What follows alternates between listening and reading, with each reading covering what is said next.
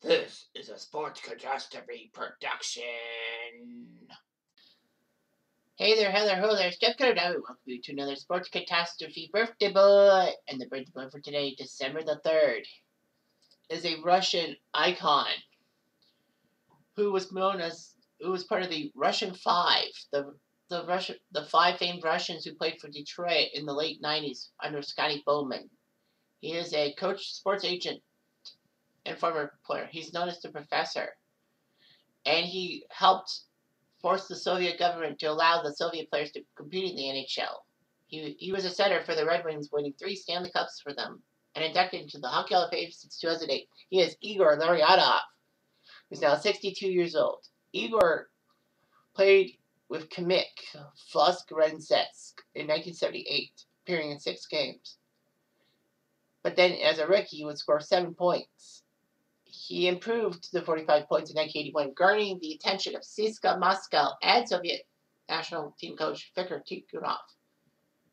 Tikhonov wanted Larionov to play for CSKA.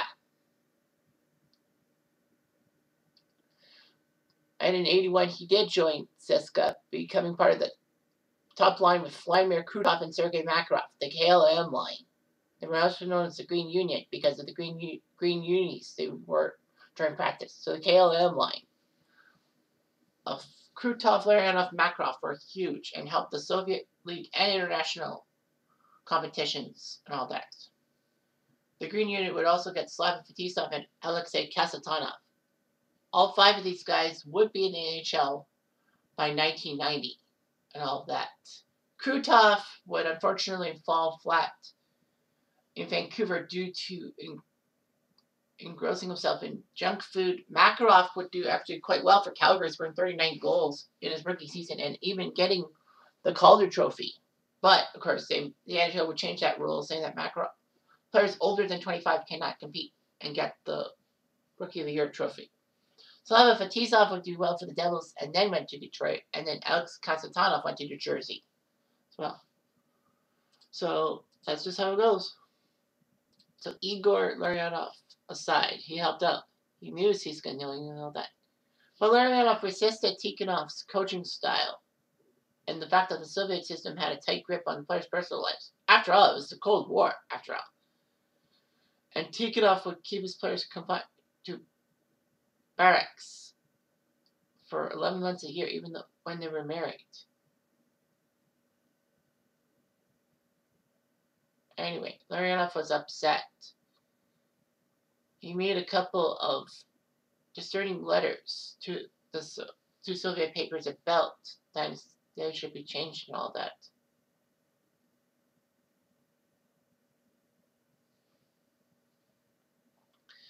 Anyway, Larionov wanted the Soviet players to play in the NHL and do something. He was drafted by the Vancouver Canucks in 1985 and wanted to move to North America. So, anyway, it was just all that. He talked out badly. However, after 8 years of discontent, Larionov finally got his wish and would join Vancouver in 1989.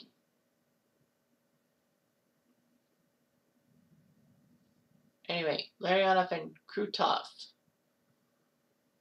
would both be in Vancouver, but as I said, Krutov would struggle because of the North American game and his love of fast food. Larionov played 3 years for Vancouver and actually was part of the Canucks top line and included Greg Adams and a young Pavel Bure.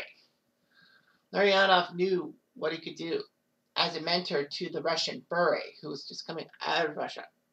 Anyway, Larionov surprised a lot of people after his contract expired with Vancouver to go to Switzerland.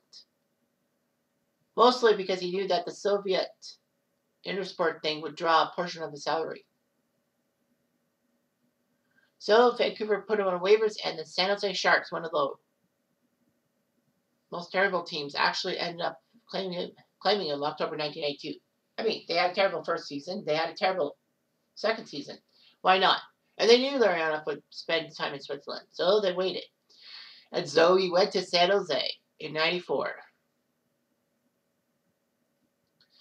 and was reunited with Makarov and helped the Sharks pull off a great improvement. So much so they got the 8th seed, just ahead of Los Angeles. So the Sharks would take on the Red Wings in the first round of the 94 playoffs and shock them in 7 games.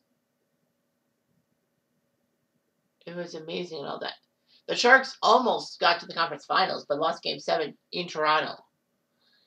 So anyway, the Sharks would need to rebuild, and they decided to do so by trading him to, guess where? Detroit. That's right. Trade him to Detroit for Ray Shepherd. It kind of worked. Shepherd was decent. Anyway, Bowman specifically targeted Larionov, and he also knew that he could draw on the Russians for inspiration. He had Slava Fetisov. Now he had Igor Larionov with his other 3 Russians, Vladimir Konstantinov, Slava Kozlov, and Sergei Fedorov. And they were amazing. Remember when I talked about on this day, yesterday, December 2nd, about Patrick Waugh, last game, and I said how good, the Russian 5 were? That game was amazing. Larionov helped the Red Wings win back-to-back Stanley Cups in 97 and 98, and brought the cup to Russia for the first time ever.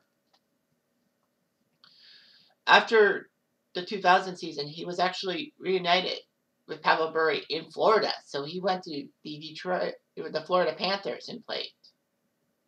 But by the end of the season, he went back to Detroit and helped the Red Wings win the 2002 Stanley Cup. In fact, Larionov set the record for oldest player to score an overtime goal in the Stanley Cup playoffs, and finals for that matter, when he scored the winning goal in overtime of Game 3 in triple overtime. He was nearly 40, and he did it. He would actually play 1 year for the Devils in 2003, and would play for a Swedish team for 2 games. The good news for Larionov was that he was inducted to the Hockey Hall of Fame in 2008, becoming the 6th Russian-born inductee. He's a player agent in Michigan. He was named head coach of Torpedo Nizhny Novgorod in the KHL just this year. And he was head coach of the Russian junior team for a few years. He was also known for his international play because obviously the Soviet Union were just juggernauts in the 1980s in international competitions, the Olympics and the World Championships. He would win 2 gold medals, 84 and 88 for the Soviets, and actually played for Russia in the 2002 Olympics, taking bronze. Larionov was instrumental in helping the Soviets win the 1981 Canada Cup, and also was part of the 84 and 87 Soviet teams as well, but they didn't do so well. Well, 87 they took second in that famous Game 3. He would play for Russia at the World Cup of Hockey in 96. Larionov has joined Slava Fetisov, Joe Sakic, Sidney Crosby, Scott Noonan, and Corey Perry as the only 6 players to win Olympic gold, World Championship gold, a Stanley Cup, a World Cup, well, Canada Cup / World Cup, and a World Junior gold medal. Larionov is married to a former figure skater and has 3 children.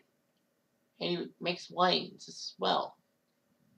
So Larionov in his NHL career, which actually only started in 1989 after so many years with CSKA, he played 921 games in the NHL, scoring 644 points. Not bad. In the playoffs, 97 points in 150 games. That's cool. And he was good internationally and all that. He had CSKA win many Soviet League championships and 3 Stanley Cups for this guy. Amazing what you could do. Even though that you came to the NHL later than normal because of the Russian system. He was a gentlemanly player, and you can't beat that. Anyway, I'm Jeff Diamond. I do.